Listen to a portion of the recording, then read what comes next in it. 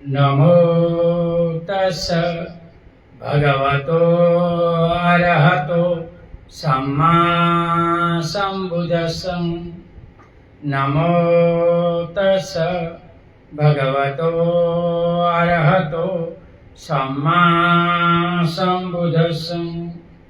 नमो तस् भगवतो अरहतो सम्मा सम्बुद्धस्स। बुद्धं शरणं गच्छामि, धम्मं शरणं गच्छामि, संघं शरणं गच्छामि।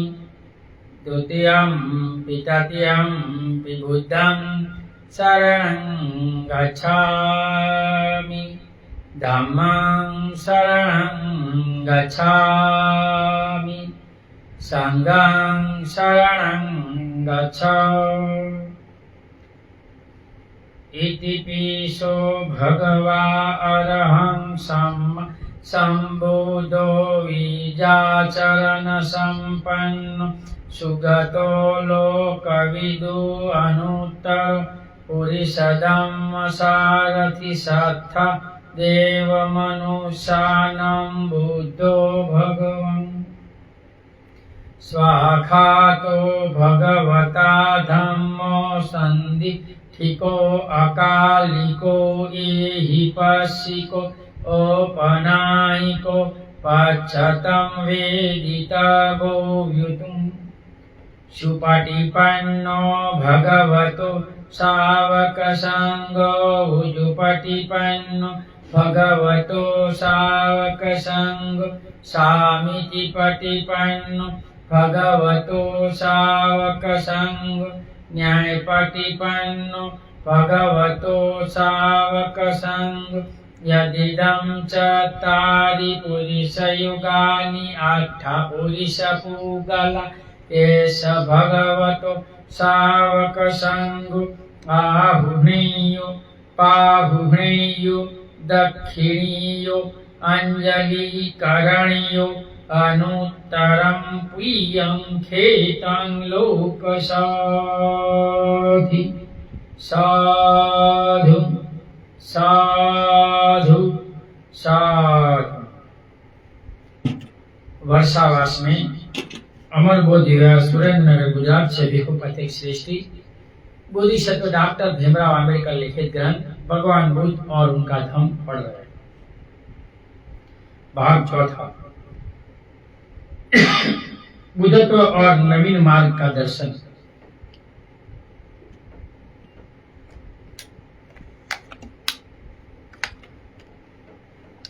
पहला, नए प्रकाश के निमित्त ध्यान साधना। दूसरा, बुद्धत्व। तीसरा, नए धर्म का आविष्कार। चौथा, सम्मा संबोधि बात करके बोधिसत्व गौतम सम्यक सबूत बन गए। ये चौथा भाग में आता है, वो पढ़कर मैं आपको सुनाता हूँ। भाग चौथा, बुद्धत्व और नवीन मार्गदर्शन। नए प्रकाश के निमित्त ध्यान साधना। अपने आप को उस भोजन से तरोताजा करके गौतम अपने पूर्व अनुभव पर विचार करने के लिए बैठा। तो सुजाता ने सोना के पात्र में जो खीर दी थी वो खीर खाई। इनको 5 सपने आए। तब इनको नक्की हुआ कि ध्यान समाधि लाभ से मुझे बुद्धत्व मिलने वाला है, इसलिए मुझे वही काम करना चाहिए और कुछ नहीं। उसको यह स्पष्ट हो गया कि अभी तक के अपना सभी मार्ग विफल है। ध्यान साधना ही मार्ग अच्छा है, कठिन तपस्या गलत है, मुख्य भजन नहीं होता। अभी मुझे मन पर ही काम करना है और ध्यान साधना करना है, पुराने कर्म धोना है, तभी मैं कुछ पा सकता हूँ, ऐसा सिद्धार्थ को लगा। विफलता इतनी अधिक थी कि यह किसी को भी संपूर्ण रूप से निराश कर सकती थी। 6 साल तक इतनी कठिन तपस्या की, फिर भी इसको कुछ प्राप्त नहीं हुआ। दूसरा होता तो नासीपास होते, लेकिन ये नासीपास गौतम नहीं हुआ। खेद तो उसे भी था, किंतु निराशा उसे छू तक न गई थी। मन में खेद था, लेकिन वो निराश नहीं हुआ। निराश कैसे होगा? एक बार गौतम से समाधि से बाहर निकलता है, कुछ मिला नहीं। तब इसने एक मकड़ी की तरफ देखा, इनके सामने 15-20 बार पड़ी और चढ़ी, पड़ी और चढ़ी। तो इनको देखकर इनको लगा प्रयत्न करने से कुछ मिलेगा, नासीपास होने से कुछ नहीं मिलेगा। उसे विश्वास था कि उसे रास्ता मिलकर ही रहेगा, इतना अधिक कि जिस दिन उसने सुजाता की दी हुई खीर ग्रहण की, उसे 5 स्वप्न देखे। उसने अपने स्वप्नों की यही व्याख्या की उसे बोधि प्राप्त होकर रहेगी। 5 सपने आए और 5 सपनों के कारण ही इनको पता चला कि मुझे मिलेगा। पहले सपने में वो हिमालय का उष्का का सो रहा है पूरे।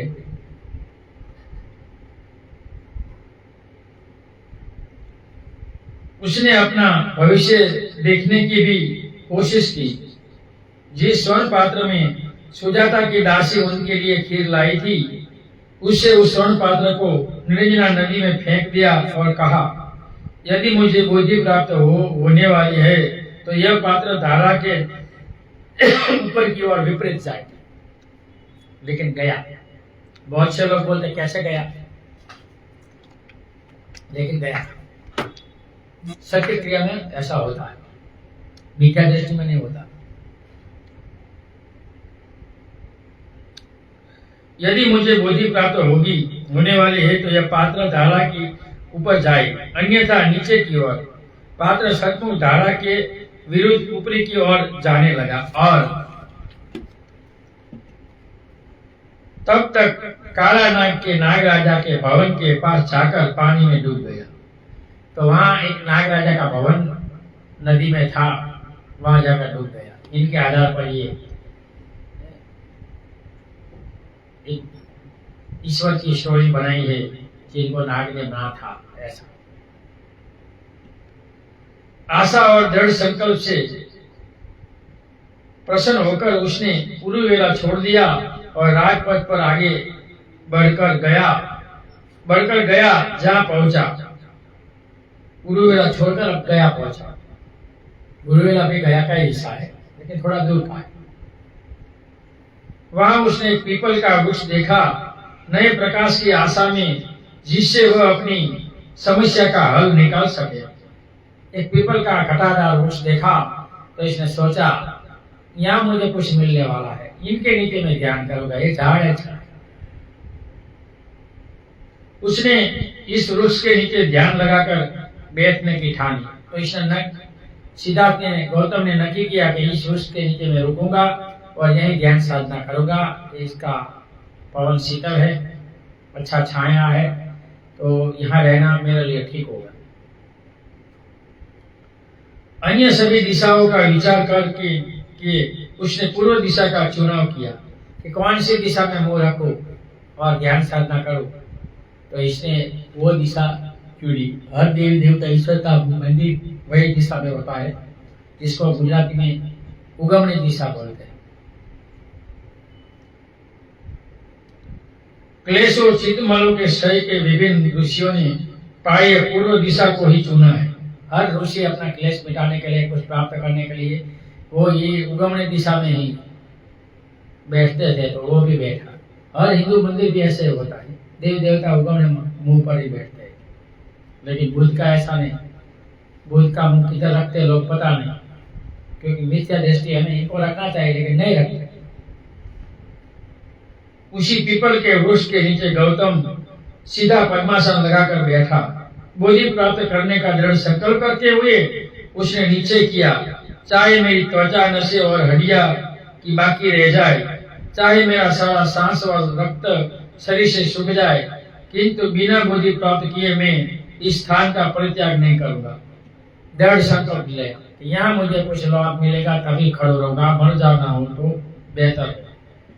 इतनी तपस्या नहीं मार तो यहाँ कैसे बनूंगा। लेकिन इसने संकल्प लिया, दृढ़ संकल्प। नागपति के समान तेजस्वी काल नाम का नागराजा और उनकी स्वर्ण प्रभा नाम की पत्नी पीपल के वृक्ष से नीचे गौतम को देख जागृत हो उठे थे। उस विश्वास के साथ कि यह निश्चयात्मक रूप से बोधि लाभ करेगा, उन्होंने इस प्रकार उनकी स्तुति की। तो जो नजीक में राजा और रानी थे, नाग राजा, वो आए और बुद्ध की स्तुति की। इनको पता था कि इनको उस मिलेगा, बोधि प्राप्त मिलेगा। हे मुनि, क्योंकि तुम्हारे पांव के नीचे दबी हुई पृथ्वी बार बार गुंजायमान होती है और क्योंकि तुम सूर्य के समान तेजस्वी हो, इसलिए तुम निश्चय से बुद्ध होंगे। नागराजा ने कहा कि तुम सूर्य जैसा तेरा तेज है, हमें पता है कि तुम्हें बोधि लाभ होगा, तो बुद्ध बनेगा।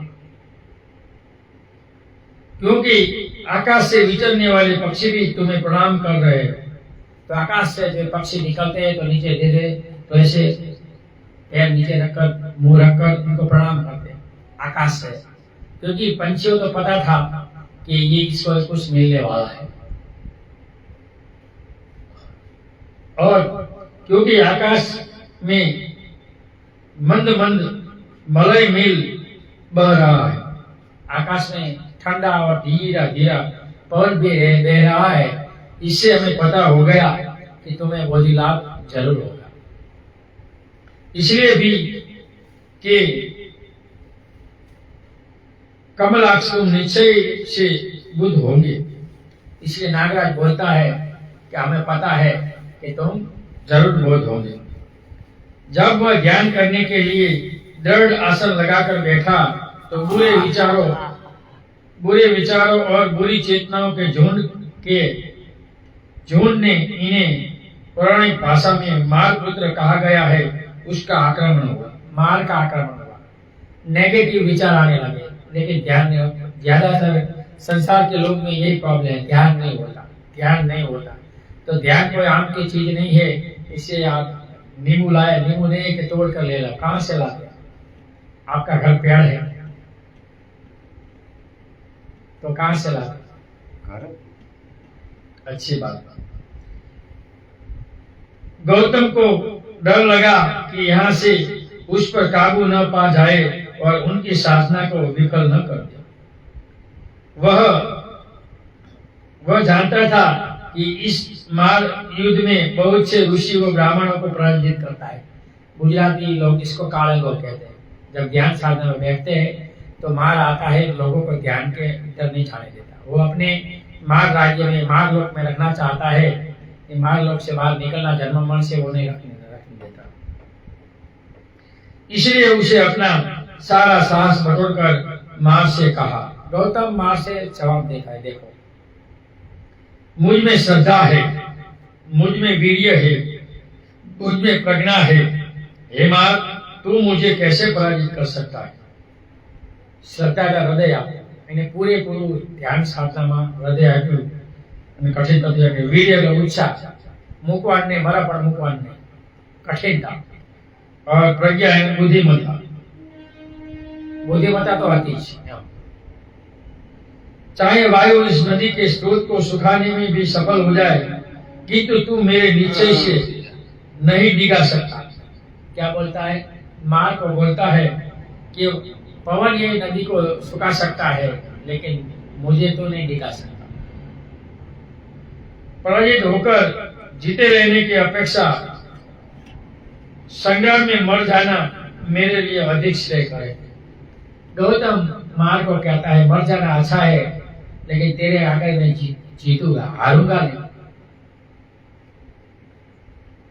उस कोये की भांति जो बहुत सी चर्बी प्राप्त करने की आशा से किसी पत्थर पर जाकर ठोके मारता है कि यहाँ से कुछ मधुर मधुर मेरे हाथ लगेगा।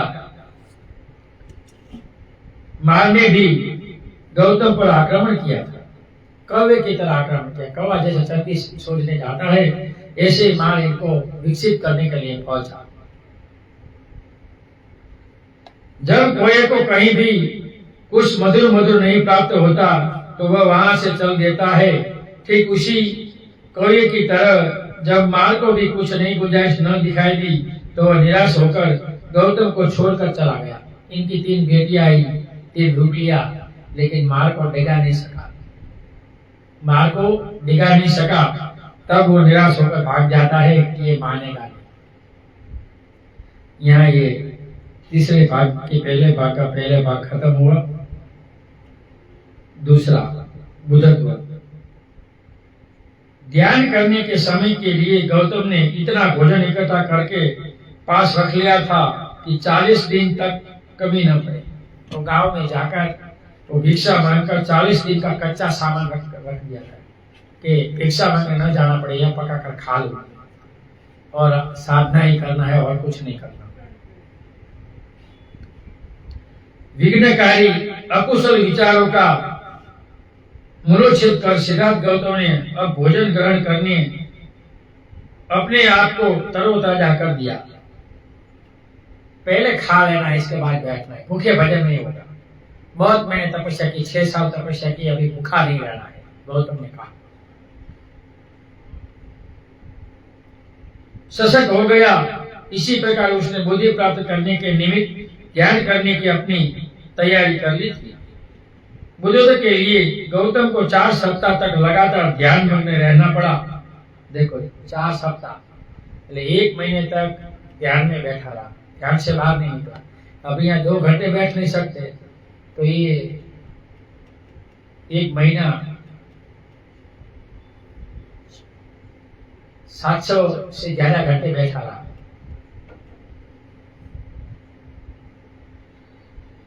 उसे अंतिम अवस्था तक पहुंचने के लिए 4 सीढ़ियां पार करनी पड़ी। पहली अवस्था वितक और विचार। ध्यान में पहले वही आता है, विचार बहुत आता है, छूटता नहीं है। वितक विचार वो पहले ध्यान में आता है। एकांतवास के कारण वह इससे बड़ी सरलता से प्राप्त कर सका। वो अकेला रहता था तो विचार में बहुत आया, तो इसने आनापान श्वास पर मन को एक रखा। धीरे धीरे धीरे धीरे धीरे आनापान पर चित रखने से विचार कम होते जाते हैं। दूसरी अवस्था में उसने एकाग्रता शामिल हुई, तो विचार कम होता है, तो श्वास की एकाग्रता पर यहाँ चित लगाओ और सिस्टम करो, तो विचार खत्म हो जाते हैं और एकाग्रता पर ध्यान रह जाता है। सिर्फ एकाग्रता दिखती है और कुछ नहीं। तीसरी अवस्था में समचित्ता तथा जागरूकता को समावेश हो गया। चौथी और अंतिम में समुचित्ता तथा पवित्रता का सहयोग हो गया और समचित्ता तथा जागरूकता का भी। पहला, दूसरा, तीसरा, चौथा ध्यान में पहुंच गया और यहाँ बैठे बैठे पूरे विश्व को, ब्रह्मांड को देख लिया। जब उनका चित्त एकाग्र हो गया, वह पवित्र हो गया। जब वह निर्दोष बन गया, जब उसे तनिक भी क्लेश नहीं रहा गया, वह सुकोमल हो गया था। जब वह दक्ष हो गया था, जब उसे दृढ़ता आ गई थी, जब वह सर्वथा राग रहित हो गया था, तथा जब उसकी नजर एकमात्र अपने उद्देश्य की ही थी, तब गौतम ने अपना सारा ध्यान उस समस्या के हल करने में लगाया। क्योंकि इनकी समस्या था संसार में दुख क्यों है और ये दुख कैसे मिट जाए लोगों को, तो इनके लिए वो तपस्या कर रहा था। तो इसलिए पूरा ध्यान वही लगाया कि दुख कैसे मिटे संसार में, जो उसे हैरान कर रही थी। तो वो जो समस्या थी, हैरान होता था कि संसार में दुख क्यों है, भाई भाई क्यों झगड़ता है, बाप बेटा क्यों झगड़ता है, मिलकत का झगड़ा क्यों है, ये सब नहीं होना चाहिए। चौथे सप्ताह के अंतिम दिन उनका पथ कुछ प्रकाशित हुआ। उसे स्पष्ट दिखाई दिया कि उसके सामने 2 समस्याएं हैं। 1 महीने तक लगातार ध्यान किया। वैशाख पूर्णिमा की रात्रि को इनको बोधि लाभ हुआ 12 बजे से। पहले पौर में अपने अनेक भाव देखे, तो हर इंसान के चित्त में 7 भाव के संस्कार होता है। दूसरे पैर में इसने संसार में दुख है, इनका कारण, इनका मार्ग, इनका उपाय देखा। और तीसरे पैर में 4:30 बजे कर्म को ही कर्म दाय दो, कर्म योनि हम कम करिष्यामि कल्याण वा पाप वा तस् दाय दो। भाई कर्म का जो 8 प्रकार से प्रभाव पड़ता है, एंगल कर्म के अनुसार 31 श्लोक का जन्म मरण जो चक्र था, उनका इनको दर्शन हुआ। पहली समस्या यह थी कि संसार में दुख है। ये संसार में दुख क्यों है? तभी डंके की चोट पर इसने कहा कि दुनिया में ईश्वर नहीं, अगर ईश्वर है तो दुख क्यों है? आगे आएगा। ईश्वर बनाया तो इंसान को दुखी क्यों बनाया, सुखी बनाना चाहिए ना। इसलिए डंके की चोट पर सिद्धार्थ ने कहा ईश्वर नहीं है, आत्मा नहीं है, परमात्मा नहीं है, ब्रह्म नहीं है, ये सब भ्रम है, ऐसा दुनिया में कुछ नहीं। डंके की चोट पर कहा और लिखा भी। उस वक्त बड़े बड़े ब्राह्मण इनके पास आए, इनके चर्चा की और इनको हराया और अपना शिष्य बना दिया था। और दूसरी समस्या यह थी कि किस प्रकार इस दुख का अंत किया जाए और मानवता को सुखी बनाया जाए। तो बुद्ध का जो धर्म है वो मानवता का धर्म है। यहाँ एक भाई ने मानव आश्रम बना तो सब धर्म रखा है, बल्कि मानव धर्म में ऐसा नहीं होता, ये गलत है। मानव धर्म का मतलब सब धर्म, इसको मानव धर्म नहीं कहा जा सकता। जिससे मनुष्य का उद्धार हो, मनुष्य का विकास हो, जो धर्म समता, स्वतंत्रता, बंधुता, न्याय को मानता हो, वो मानव धर्म है। और वो बुद्ध का धर्म है, जिनके केंद्र स्थान पर मनुष्य था। अभी मैं जहां तक कालीन इतिहास पढ़ रहा हूं, वो काल ऐसा ही था। लोग शील को ज्यादा, पंचशील को महत्व देते, राजा और प्रजा सब। अभी तो किसी को शील पालना ही नहीं। हम बोलेंगे तो कि पंत जी व्यापार करते, झूठा तो बोलना पड़ेगा। भाई शुरुआत तो कर के एक दिन मत बोल, एक दिन बीतना है, हो नहीं हो। हमें सिखा दे, जापान वालों ने 5वां शील तोड़ दिया। अरे तू जापान की छोड़, यहाँ की कर, वो तो सब महायानी है, तुम फेरियानी है। इस तरह 4 सप्ताह तक लगातार चिंतन करते रहने के बाद अंधकार विलीन हुआ, प्रकाश प्रकट हुआ, अविद्या का नाश हुआ, ज्ञान अस्तित्व में आया। उन्हें एक नया पथ दिखाई दिया। क्या हुआ कि लगातार 4 सप्ताह इसने ध्यान किया। इनके बाद जाकर इनको प्रकाश की खोज मिली और संसार में दुख है, इनका कारण है, इनका मार्ग और इनका उपाय 4 आर्य सत्य प्राप्त हुआ। दूसरा पूरा तीसरा, नए धर्म का आविष्कार। जिस समय गौतम लगातार बैठा, उस समय उस पर सांख्य दर्शन का बड़ा प्रभाव था। वो ध्यान में बैठा था तो इनके चित्त पर सांख्य दर्शन का बड़ा प्रभाव था। सांख्य जो दर्शन था ना कपिल मुनि का, इसमें इसने ध्यान साधना सीखी थी और वहां गया था, तो इनके चित्त पर वो मुनि का प्रभाव था। संसार में कष्ट और दुख है, ये तो एक ऐसा यथार्थ सत्य है जिनका इनकार नहीं किया जा सकता। कोई भी बोलते हैं कि संसार में लड़की की शादी कर दो, बहू आएगी तो सुख मिलेगा, अच्छी आती तो ठीक है, बुरी आती तो दुख के दहाड़े चढ़ जाते हैं। अभी तो प्रश्न बहुत है, हर समाज में इंडिया में बीवियां नहीं मिलती। इनका मेन कारण है समाज में जो नीतिमत्ता थी वो खत्म हो चुकी है। पहले नीतिमत्ता थी ना, हम छोटे थे तब नीतिमत्ता थी। कोई लड़की देखने जाते तो गुण देखते, रूप नहीं देखते। अभी तो पैसे देखते हैं और रूप देखते हैं, है ना। कोई गुण नहीं देखते, नीतिमत्ता नहीं देखते। नीतिमत्ता चली गई, इसलिए हर समाज का अधोपतन इंडिया में हुआ है।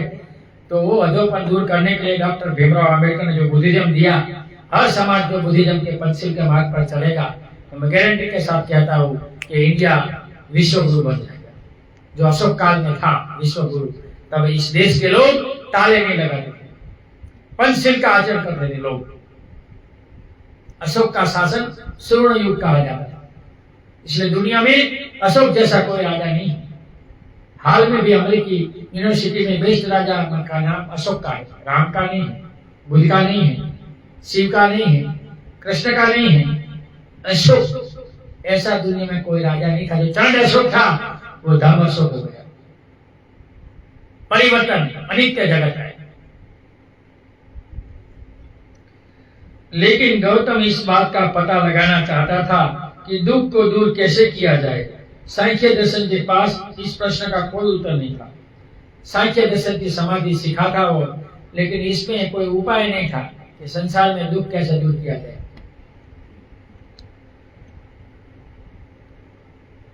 इसलिए उसने अपना सारा ध्यान इसी एक प्रश्न के हल करने में लगाया कि संसार के कष्ट और दुख को कैसे दूर किया जाए। ध्यान साधना में वही देखा, मन पर भार लगाकर मन का मैल दूर कर कर अपना चित्त इतना दृढ़ किया, इतना दृढ़ किया, इतना दृढ़ किया कि संसार में दुख है वो कैसे दूर हो जाए। इनके लिए कठिन तपस्या और कठिन मेहनत। स्वाभाविक तौर पर पहला प्रश्न जो उन्होंने अपने आप से पूछा वह यही था कि वे कौन से कारण है, वे कौन से हेतु है जिनकी वजह से एक व्यक्ति कष्ट उठाता और दुख भोगता है। क्या पूछा? ये संसार में कौन से कारण है कि इंसान दुख भोगता है, कौन से कारण, कौन सी वजह, कौन सी परिस्थिति है कि इंसान को दुख भोगना पड़ता है। ये इनके पास प्रश्न था।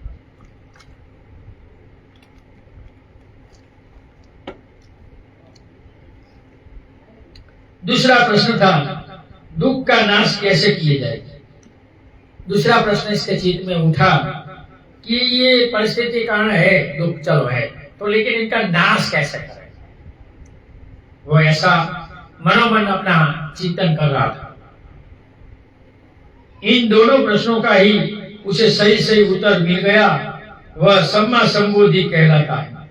मैंने आगे भी कहा कि सब सवाल का इसको उत्तर मिल गया। वैशाख पूर्णिमा की रात को इनको जो त्रिविध ज्ञान मिला और वैशाख पूर्णिमा का दिन ही इनको बोधि लाभ हुआ। वैशाख पूर्णिमा के दिन का जन्म हुआ और वैशाख पूर्णिमा का दिन कुशीनगर में मृत्यु हुआ।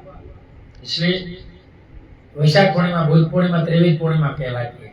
लेकिन गुजरात के लोग त्रिविध पूर्णिमा का जश्न नहीं मनाते। मनाना चाहिए। अगर तुम सही तरह के जश्न मनाना चाहते हो तो सिद्धार्थ का जन्म शाम को हुआ था 7 बजे के आसपास। तो वैशाख पूर्णिमा की रात को शाम के 8 बजे जन्मदिन मनाना चाहिए। रात 12 बजे इसको बुद्धि ज्ञान मिला था, तो रात 12 बजे ध्यान साधना का कार्यक्रम रखना चाहिए। और सुबह वैशाख पूर्णिमा को 6 बजे इनका मृत्यु हुआ था, तो 6 बजे शोक करना चाहिए। पूर्णिमा के दिन सुबह शोक करना चाहिए, करना चाहिए ना। 7 बजे जन्मोत्सव मनाना चाहिए और रात 12 बजे ज्ञान उत्सव मनाना चाहिए। तो सही त्रिविध पूर्णिमा है जो विश्व में होती है। मैंने गुजरात में तो ऐसा देखा ही नहीं। रेली रेला निकालते हैं, चाहे भीम और शाम को हो जाते हैं, पूरा खत्म और सो जाते हैं। बुद्ध से ज्यादा बाबा साहब की भक्ति करने लगे। बहुत जगह प्रॉब्लम होता है। इसमें मराठी लोगों ने तो बहुत, बाबा साहब ने तो ऐसा कहा नहीं मेरी भक्ति करो। बाबा साहब ने कहा चलो बुद्ध की और बुद्ध की पूजा करो, बुद्ध को एक्सेप्ट करो।